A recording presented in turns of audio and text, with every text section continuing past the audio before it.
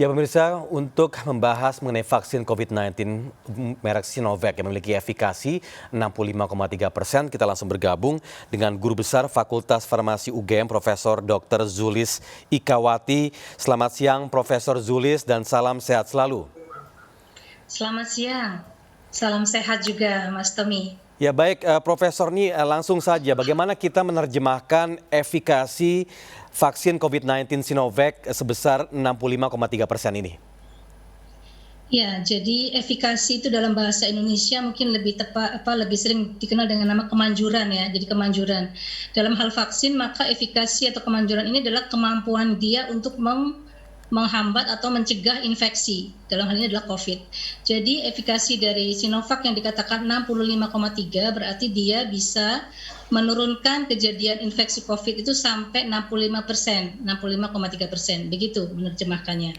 Baik Prof, ini kalau misalnya di media juga muncul bagaimana level efikasi ini ternyata lebih rendah jika dibandingkan dengan negara lain, contohnya seperti Turki dan Brazil. Nah bagaimana untuk memahami data ini?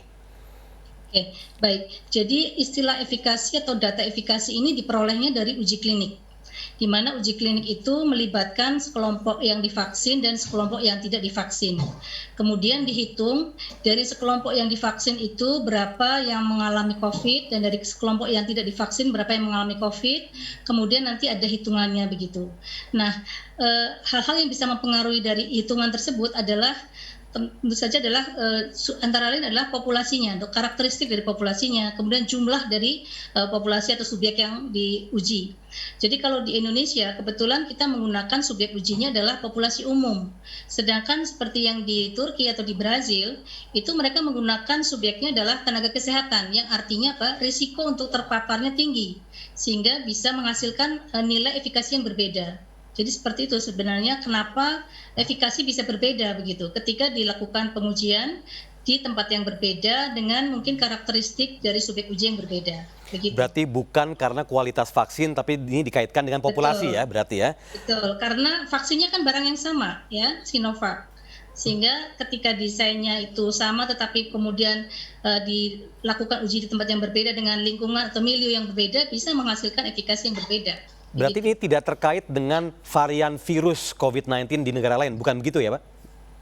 Sejauh ini tidak. Jadi kalau sejauh yang saya tahu walaupun ada mutasi-mutasi dari virus COVID ini, tetapi masih conserve terkait dengan spike protein ya. Jadi maksud saya gini, walaupun ada mutasi, tetapi mutasinya masih belum mempengaruhi mutasi atau bagian inti yang akan mempengaruhi dari efektivitas dari vaksin begitu, sehingga tidak dipengaruhi oleh varian dari virusnya.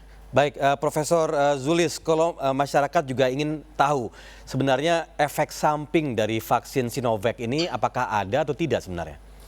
Ya, jadi kalau kita mendengarkan preskon dari Kepala Badan POM kemarin ya terkait dengan hasil uji klinik Sinovac, disampaikan bahwa efek sampingnya itu ada, tetapi kategorinya ringan sampai sedang dan itu juga sangat sedikit persentasenya.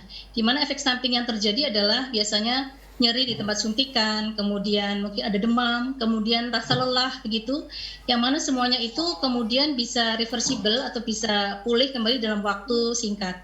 Sehingga kalau dikatakan aman, termasuk yang cukup aman begitu. Berarti cukup aman ya. Nah, mungkin bisa dijelaskan kembali nih Prof, sebenarnya siapa saja sih yang berhak atau aman untuk divaksin Sinovac? Ya, jadi sebetulnya kalau kita mengacu pertama tentunya adalah pada subjek-subjek yang dilibatkan pada uji klinik. Dalam suatu uji klinik biasanya melibatkan subjek yang sehat, tidak ada komorbid dan sebagainya. Maka itu menjadi prioritas untuk divaksin. Tetapi kemudian ketika ada subjek yang mengalami gangguan penyakit yang lain atau mungkin kondisi yang lain, ada yang boleh, ada yang tidak gitu ya. Artinya kalau yang benar-benar kontraindikasi atau tidak dibolehkan mungkin ada. Tetapi misalnya penyakit itu masih terkontrol, kemudian tidak terlalu berat, maka itu masih bisa atau layak mendapatkan vaksin, tentunya dengan pengawasan yang lebih ketat dibandingkan dengan mereka yang benar-benar sehat sesuai dengan subjek seperti yang dilakukan uji klinik begitu. Dan bagi masyarakat yang telah sempat positif COVID kemudian sembuh berarti tidak bisa divaksin ya? Sebetulnya tidak absolut seperti itu. Sebetulnya boleh, ya, tapi hanya tidak prioritas begitu. Karena jumlah vaksin kan terbatas ya. Tapi sebetulnya mereka yang sudah pernah terpapar itu boleh saja untuk divaksin.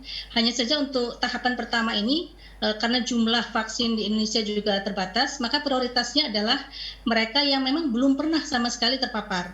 Dengan asumsi bahwa yang sudah pernah terpapar mungkin sudah punya kekebalan. Walaupun kekebalan itu mungkin tidak bisa bertahan terlalu lama, tapi paling tidak secara ilmu ya, artinya imunologi, maka tubuh sudah ada memori sel gitu ya, limfositnya sudah punya memori terhadap paparan tersebut, sehingga harapannya ketika terpapar lagi misalnya mungkin akan lebih ringan begitu, walaupun juga tidak bisa dipastikan. Tetapi ini lebih kepada prioritas saja sih sebetulnya. Tetapi sebetulnya bolehnya sih boleh, tidak absolut tidak boleh.